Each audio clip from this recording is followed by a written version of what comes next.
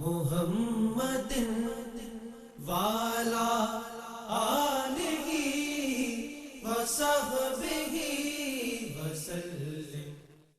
بسم اللہ الرحمن الرحیم۔ اللہ تبارک و تعالیٰ کے پاکیزہ نام سے آغاز کرتے ہیں جو بہت مہربان نہایت رحم والا ہے۔ درس بخاری کا سلسلہ جاری و ساری ہے۔ پچھلے پروگرام میں 1681 نمبر حدیث پاک تک ہم پہنچے تھے۔ سیدہ عائشہ صدیقہ رضی اللہ تعالی عنہا اس حدیث کے راویہ ہیں، اور وہ بیان کرتی ہیں کہ ہم مزدلفہ میں اترے تو حضرت سودہ رضی اللہ تعالی عنہا نے نبی کریم صلی اللہ علیہ وسلم سے اجازت طلب کی کہ وہ لوگوں کا رش ہونے سے پہلے مزدلفہ سے مینا کے لیے روانہ ہو جائیں، اور آپ کہتی ہیں کہ وہ بھاری بدن کی خاتون تھی، تو نبی کریم صلی اللہ علیہ وسلم نے ان کو اجازت مرحمت فرمائی۔ چنانچہ وہ لوگوں کا رش ہونے سے پہلے روانہ ہو گئیں، اور سیدہ عائشہ کہتی ہیں ہم صبح تک ٹھہرے رہے اور نبی کریم صلی اللہ علیہ وسلم کے ساتھ روانہ ہوئے۔ تو پس کاش میں بھی نبی کریم صلی اللہ علیہ وسلم سے اسی طرح اجازت لے لیتی جس طرح حضرت سودہ نے اجازت لی تھی، تو یہ میرے نزدیک باعث مسرت چیزوں میں زیادہ پسندیدہ تھا۔ تو اس پر ہم کلام کر رہے تھے کہ دیکھیں حضرت سودہ نے آ کے اپنی مجبوری کا اظہار کیا، تو رحمت کونین صلی اللہ علیہ وسلم نے ایسا نہ کیا کہ آپ کو یوں تلقین کی ہو کہ نہیں آپ ابھی نہ جائیں، رش کا انتظار کریں، جو وقوف کا وقت ہے اس کو پائیں، تاکہ زیادہ مشقت ہوگی، آپ کو ثواب زیادہ ملے گا، آپ کے درجے زیادہ بلند ہوں گے۔ یہ اپنے مقام پر ہے کہ انسان اگر ہمت رکھتا ہے تو مشقت والی عبادت اختیار کر کے اپنے لیے زیادہ قہر نفس کا سامان کرے، اور اللہ سے امید لگائے کہ ہو سکتا ہے اللہ تعالیٰ مجھے اس پر زیادہ اجر و ثواب عطا فرمائے گا۔ لیکن میرے آقا صلی اللہ علیہ وسلم نے خوش دلی کے ساتھ عبادت کی ادائیگی کو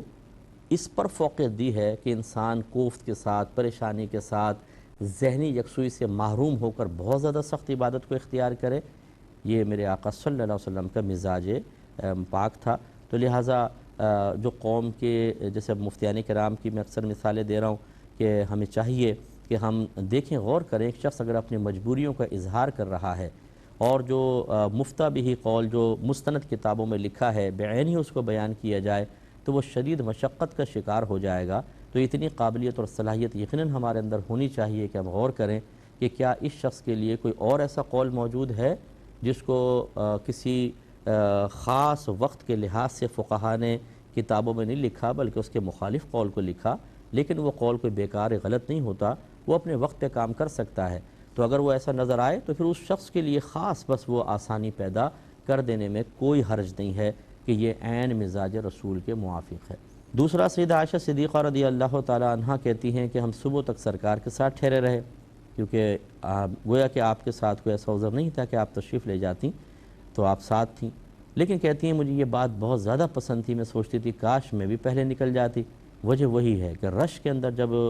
یہ چلتے تھے تو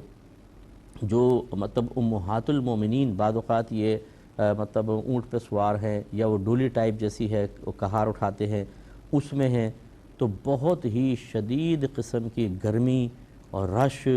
اور پھر پردے کا لحاظ اور بہت سارے امور، کہ جیسے جو آج کل کے دور میں بھی رش میں سفر کرتے ہیں، جو ہماری بہنیں برقعے میں ہوتی ہیں، کیونکہ خواتین کے لیے تو الگ کوئی احرام نہیں ہے، تو پھر ان کے لیے کتنی مشقت ہوتی ہے یہ وہ بہنیں ہی بتا سکتی ہیں۔ وہ بہنیں جانتی ہیں کہ بالکل پیک ہوتی ہیں چاروں طرف سے برقعے سے، اور لوگوں کا رش اور جو ہاٹنس ہوتی ہے وہ بہت ہی زیادہ پریشانی میں ہوتی ہیں۔ تو اس لیے رحمت کونین صلی اللہ علیہ وسلم نے جو آسانی مرحمت فرمائی، سیدہ عائشہ کہتی ہیں کہ میں سوچتی تھی کہ کاش میں بھی اجازت لے لیتی تو وہ آسانی مجھے حاصل ہو جاتی۔ تو یہ خدا نخواستہ اب یہاں پر یہ پوائنٹ کہ کیا سرکار صلی اللہ علیہ وسلم کی معیت یہ آسانی حاصل کرنے سے زیادہ اہم تھی کہ نہیں تھی؟ یہاں یہ تقابل مقصود نہیں ہے، اچھی طرح یاد رکھیں۔ ہماری والدہ کا ساتھ رہنا ٹھہرنا یہی اس بات کو ظاہر کرتا ہے کہ بڑے پیار اور محبت، اور آپ یہ چاہتی ہیں کہ سرکار کے ساتھ ہی میں جاؤں، لیکن اس کے ساتھ ساتھ جو قلب میں خیال آ رہا ہے، جو آپ محسوس فرما رہی ہیں کہ اگر ایک شریعت آسانی دے رہی ہے، نبی کریم صلی اللہ علیہ وسلم اجازت مرحمت فرما رہے ہیں، اس سے اگر فائدہ اٹھایا جاتا تو بڑی آسانی ہوتی۔ تو اس لیے ان دونوں چیزوں کو بظاہر مقابل نہ لایا جائے، کسی کے ذہن میں ایسے خیال نہ آئے، لیکن یہ ضرور ہے کہ سیدہ عائشہ صدیقہ رضی اللہ تعالی عنہا اس بات کو پسند فرما رہی ہیں کہ اگر انسان کو اجازت ہو تو وہ ایسی صورت اختیار کر لے کہ جس میں یکسوئی ہے، جس میں پریشانی کم سے کم ہے، جس میں عبادت کی طرف توجہ اور استغراق زیادہ سے زیادہ ہو سکتا ہے، یہ سب سے بیسٹ سچویشن ہوتی ہے۔ اگلے باب کی طرف آتے ہیں۔ امام بخاری رحمۃ اللہ علیہ لکھتے ہیں کہ باب من یصلی الفجر بجمع۔ میں تمام بہن بھائیوں سے کہتا ہوں، عرض کرتا ہوں کہ غور سے اس حدیث کو سنیں، کیونکہ اس سے ایک نتیجہ مرتب ہوگا جو بہت زیادہ مختلفی بھی مسائل آج کل چلتے رہتے ہیں۔ باب یہ ہے کہ جس نے فجر کی نماز مزدلفہ میں پڑھی، 1682 نمبر حدیث پاک ہے، حضرت عمارہ رضی اللہ تعالیٰ عنہ نے بیان کی، وہ عبد الرحمن سے، اور وہ حضرت عبداللہ بن مسعود رضی اللہ تعالیٰ عنہ سے روایت کرتے ہیں۔ حضرت عبداللہ بن مسعود کہتے ہیں کہ میں نے نہیں دیکھا کہ نبی کریم صلی اللہ علیہ وسلم نے 2 نمازوں کے علاوہ کوئی اور نماز ان کے علاوہ کسی وقت میں پڑھی ہو،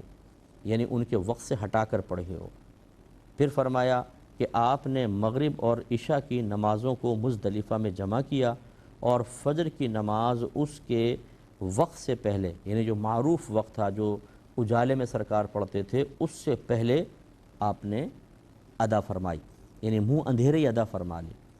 تو دیکھیں اب عبداللہ بن مسعود کیا کہہ رہے ہیں کہ میں نبی کریم صلی اللہ علیہ وسلم نے 2 نمازوں کے علاوہ اور کوئی نماز کسی اور وقت میں ادا نہیں فرمائی، یعنی گویا کہ آپ بتا رہے ہیں کہ نبی کریم صلی اللہ علیہ وسلم نے مزدلفہ میں تو ایسا کیا کہ مغرب کو عشاء کے اندر لے گئے اور مغرب اور عشاء کو جمع کر لیا، ایک یہ الگ چیز تھی، اور دوسرا یہ کہ فجر کو اول وقت پہ پڑھا، حالانکہ سرکار کی اکثر عادت تھی کہ جب بالکل اجالا ہو جاتا تو پھر آپ نماز فجر کو ادا فرمایا کرتے تھے۔ 2 یہ تبدیلیاں۔ اس میں جو پہلا حصہ ہے کہ آپ یہ کہہ رہے ہیں کہ سرکار نے اس کے علاوہ کبھی ایسا نہیں ہوا کہ نماز کو دوسرے وقت کے اندر جمع کیا ہو۔ یہی فقہ حنفی کا ایک اصول ہے کہ ایسا کبھی نہیں ہوا کہ نبی کریم صلی اللہ علیہ وسلم نے 2 نمازوں کو ایک وقت میں جمع کر دیا ہو۔ اس طرح یعنی مزدلفہ کے علاوہ کی بات ہو رہی ہے، یا میدان عرفات میں جیسے ظہر یا عصر بعض صورتوں کے اندر ملاتے ہیں، جیسے میں نے بتایا کہ وہاں حاکم اسلام کی موجودگی شرط ہے، اس سے ہٹ کر سفر ہو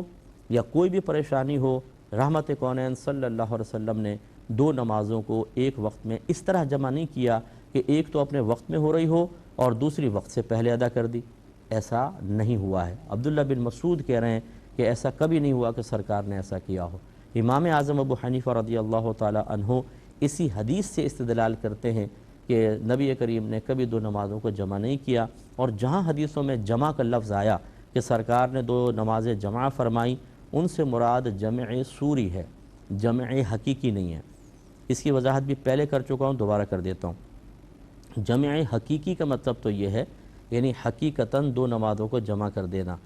اس کا تصور یہ ہے کہ ایک نماز کو وقت میں ادا کریں اور دوسری کو وقت سے پہلے ادا کر لیں۔ جیسے آپ نے مغرب کی نماز پڑھی، اب آپ کو سفر پہ جانا ہے تو آپ نے کہا چلو عشاء کی نماز مغرب کے وقت میں ادا کر لیں۔ یہ عرب کنٹریز میں بھی بہت زیادہ رائج ہے، اور ہمارے فقہ حنفی سے تعلق رکھنے والے حضرات جو یقیناً دین کو سمجھنے کے لیے تیار نہیں ہیں، وہ ان چیزوں کی تقلید کرتے ہوئے بہت زیادہ نظر آتے ہیں کہ جی ہم نے، حتیٰ کہ یہاں تک کہتے ہیں کہ ہم نے ابھی شاپنگ پر جانا ہے اور وہاں دیر ہو جائے گی تو کیا ہم وہ نماز جو شاپنگ کے دوران آنے والی ہے وہ وقت سے پہلے پڑھ لیں؟ ارے بھائی، اللہ تعالیٰ نے وقت تمام نمازوں کے مخصوص کیے، قرآن کہہ رہا ہے، تو اس کا مطلب اگر حدیث میں اس کے خلاف آ رہا ہے تو ہمیں غور و تفکر کرنا ہوگا کہ کیا واقعی ایسا ہے تو یا نہیں ہے۔ تو جہاں پر تو واقعی ایسا تھا اور اس میں اتنی روایتیں موجود ہیں کہ ہم اس میں کوئی تعویل نہ کر سکے، جیسے میدان عرفات میں اور مزدلفہ میں جمع کرنا، وہاں تو ہم نے کہا کہ بالکل یہاں جمع حقیقی مراد ہوگی۔ لیکن جہاں پر تعویل ہو سکتی تھی تو پھر ہم نے ان حدیثوں کو قرآن کے مقابل نہیں لے کر آئے، بلکہ ہم نے کہا کہ یہاں جمع سوری ہے۔ جمع سوری کا مطلب یہ ہے کہ 2 نمازیں حقیقتاً ایک وقت میں جمع نہیں ہوتی، بلکہ جسماً یا صورت کے لحاظ سے بظاہر جمع ہوتی ہیں۔ اس طرح کہ ظہر آخری وقت میں پڑھی، پھر عصر کا وقت شروع ہوا، فوراً عصر کی نماز پڑھ لی، تو یہ بظاہر متصل نظر آتی ہیں، لیکن حقیقتاً یہ 2 نمازوں کو ایک وقت میں جمع کرنا نہیں ہے۔ تو جتنے میرے حنفی بھائی بہن مجھے سماعت فرما رہے ہیں، یاد رکھیں کہ فقہ حنفی میں حضرت عبداللہ بن مسعود کی اسی حدیث سے استدلال کرتے ہوئے یہی مسئلہ ہے کہ کتنی ہی مشقت کیوں نہ ہو، کتنی ہی آگے آپ کو مصروفیت کیوں نہ ہو، ہر نماز کو اس کے وقت میں آپ کو پڑھنی ہوگی۔ اگر آپ کسی نماز کو وقت سے پہلے پڑھ لیں گے وہ نماز ادا نہیں ہوگی، قضا کا وبال ہوگا، گناہ کبیرہ کے مرتکب ہوں گے۔ اچھی طرح اس پر غور و تفکر کر لیجئے۔ تو خلاصہ کلام یہ ہوا کہ دو نمازوں کو ایک وقت میں جمع نہیں کرنا ہے۔ اگلی حدیث کی طرف آتے ہیں، 1683 نمبر حدیث پاک ہے۔ حضرت عبد الرحمن بن یزید کہتے ہیں، یہ پہلے بھی حدیث گزری تھی، کہ ہم حضرت عبداللہ بن مسعود کے ساتھ مکے کی طرف گئے، پھر ہم مزدلفہ میں آئے تو حضرت عبداللہ بن مسعود نے 2 نمازیں یعنی مغرب اور عشاء پڑھائیں، ہر نماز الگ اذان اور اقامت کے ساتھ پڑھائی۔ یہ پہلے بحث گزر چکی ہے کہ حضرت عبداللہ بن مسعود کی اس حدیث کے مطابق پہلے ایک اذان پھر مغرب کی نماز، پہلے اذان پھر اقامت مغرب کی نماز، پھر بیچ میں آپ نے وقفہ بھی دیا جیسے ابھی حدیث میں آ رہا ہے، پھر اس کے بعد دوبارہ اذان وہ عشاء کے لیے، پھر اقامت اور عشاء کی نماز، یعنی 2 اذانیں 2 اقامتیں اور مغرب اور عشاء کے درمیان وقفہ، یہ اس حدیث سے ثابت ہے۔ اور حضرت عبداللہ بن عمر رضی اللہ تعالی عنہما کی حدیث میں آپ نے دیکھا کہ ایک اذان 2 اقامتیں، بلکہ 2 اقامتوں والی ہے، اور ایک یہ ہے کہ سرکار نے ایک اذان سے اور 2 اقامتوں سے یہ نمازیں ادا فرمائیں۔ احناف کے نزدیک یہی صورت ہے کہ ایک اذان پھر اقامت مغرب پھر اقامت اور عشاء، تو یہ مختلف روایات میں موجود ہیں چیز، اور اس میں کلام کر چکا ہوں کہ صحابہ کے مابین اس طرح کے معاملات میں کافی اختلاف سامنے آتا ہے۔ اختلاف سے مراد کوئی لڑائی جھگڑا فتنہ فساد نہیں ہے، جیسا انہوں نے نبی کریم صلی اللہ علیہ وسلم سے سمجھا اس کو بیان کیا، تو بظاہر ایک دوسرے سے باتیں ٹکراتی ہوئی محسوس ہوتی ہیں۔ ہمارے ائمہ کرام کا یہی کمال ہے اور یہی ان کا احسان ہے کہ انہوں نے ان مختلف بظاہر مضامین رکھنے والی حدیثوں سے، جو مضمون تو بظاہر ایک ہے لیکن ادائیگی کے اندر طریقہ کار میں اختلاف نظر آ رہا ہے، انہوں نے بہت سوچ سمجھ کر نتائج مرتب کر کے عوام تک پہنچائے ہیں۔ اگر ہمارے ائمہ یہ کام نہ کرتے تو عوام تو ہو ہی نہیں سکتا تھا کہ وہ قرآن و حدیث سے مسئلے نکال لیں اور وہ تباہ ہو جاتے۔ تو یہ بڑا احسان ہوا، اور اگر دیکھا جائے تو اصل میں یہ میرے رب کا کمال ہے کہ اللہ تعالیٰ نے ان کو توفیق دی کہ انہوں نے اس اہم ذمہ داری کو لیا، پھر اللہ تعالیٰ نے اپنے کرم سے ان کے لیے آسانیاں پیدا کیں اور انہوں نے مسائل اخذ کر کے آگے آنے والی قیامت تک کی نسلوں کے لیے آسانیاں پیدا کر دیں۔ اسی سے آپ استدلال کریں اور اسی سے آپ درس حاصل کریں، اسی سے آپ فائدہ حاصل کریں، اسی میں عافیت ہے۔ اگر کوئی کہتا ہے کہ نہیں میں قرآن و حدیث سے براہ راست لوں گا، میں فقہا کے اقوال کو نہیں لوں گا، تو بھائی جان آپ ایک قدم بھی نہیں چل سکتے۔ عوام الناس تو دور کی بات، اگر کوئی صاحب علم ہونے کا دعویٰ کرے نا، ایک قدم نہیں چل سکتا، ایک قدم۔ وہ عوام الناس کے سامنے بہت ہی باتیں کر سکے گا، لیکن جیسے کسی صاحب علم کے سامنے آئے گا وہ 4 حدیثیں سامنے رکھ دے گا جن کے مضمون ایک دوسرے سے مختلف ہوں گے، اور وہ کہے گا بتاؤ ان میں سے کس کو اختیار کرو گے؟ اب وہ کہتا ہے اس کو کروں گا تو 3 حدیث سے کیوں چھوڑ رہے ہو؟ اس کا جواب دو، کیا جواب ہوگا؟ اگر یہی ایک حدیث امام اعظم لے لیں اور 3 حدیثیں چھوڑ دیں تو آپ کہیں کہ جی یہ حدیثیں کیوں چھوڑ دی امام اعظم نے، اور آپ بھی یہ کر رہے ہوں لیکن کوئی گرفت نہیں ہے۔ جو آپ سے عوام آ کے رجوع کرے ان کو آپ جو مرضی مسئلہ بتا دیں، اس میں اگر براہ راست قرآن و حدیث سے ثابت نہ ہو تو اپنی رائے بھی شامل کر دیں، عوام کو تو پتہ ہی نہیں۔ لیکن جب امام اعظم رضی اللہ تعالیٰ عنہ، امام شافعی، امام مالک، امام احمد بن حنبل رضی اللہ تعالیٰ عنہم اپنی ذمہ داری پوری کرتے ہوئے کسی چیز کو بیان کرتے ہوئے اپنی ذاتی رائے اس میں شامل کریں تو آپ کہتے ہیں کہ جی قرآن و حدیث کے مقابلے میں ذاتی رائے آ گئی۔ تو وہ ہم سے زیادہ تقوی والے تھے، ہم سے زیادہ صاحب علم تھے، ہم سے زیادہ سمجھنے والے تھے، اس لیے یہ بہت ضروری ہے کہ ہمارے ائمہ نے جو کام کیا ہے اس سے استفادہ کیا جائے۔ تو جتنے میرے مقلد بہن بھائی ہمیں سن رہے ہیں فقہ حنفی سے خاص طور پہ تعلق رکھنے والے، انہیں چاہیے کہ امام اعظم کی پیروی کریں۔ فقہ حنفی سے تعلق رکھنے والے مفتیان کرام سے ہی مسئلہ معلوم کریں، کیونکہ آپ مقلد ہیں اور آپ کے لیے لازم ہے کہ آپ تقلید کا راستہ اختیار کریں۔ تو حضرت عبداللہ بن مسعود نے 2 نمازیں مغرب اور عشاء پڑھائیں، ہر نماز الگ اذان اور اقامت کے ساتھ پڑھائی، اور ان کے درمیان عشاء کی نماز پڑھائی۔ پھر جب فجر طلوع ہو گئی تو فجر کی نماز پڑھائی۔ اس وقت کوئی کہنے والا کہہ رہا تھا کہ فجر طلوع ہو گئی ہے، اور کوئی دوسرا کہنے والا کہہ رہا تھا کہ فجر طلوع نہیں ہوئی،